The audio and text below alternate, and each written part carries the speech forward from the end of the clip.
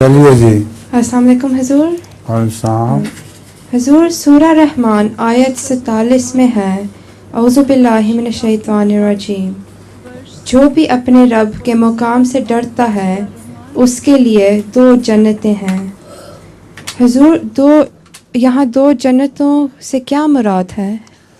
ایک جنت تو اس دنیا میں ہی ملتی ہے، جیسا کہ حضرت مسیح موعود علیہ السلام نے فرمایا ہمارا بہشت ہمارا خدا ہے.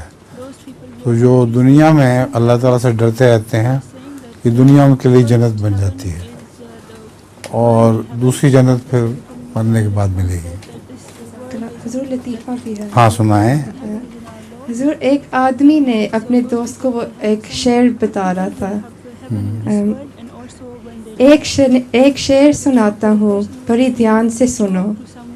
ایک شعر سناتا ہوں بڑی دھیان سے سنو.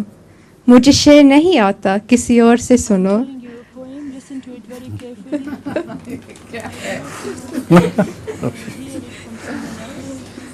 یہ لطیفہ تمہیں ہنسی آئی اس پہ؟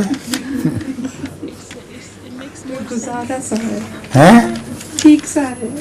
ایک شاعر شعر کہہ رہا تھا تو اس کے دانتوں کی بتیسی باہر نکل آتی تھی، پھر دوبارہ وہ بتیسی اندر ڈالتا تھا تو پھر شروع کرتا تھا، پھر وہ پڑھتے پڑھتے جوش میں آ کے وہ بتیسی باہر یعنی دانت مصنوعی بنے ہوئے تھے سارے، وہ باہر نکل آتی تھی.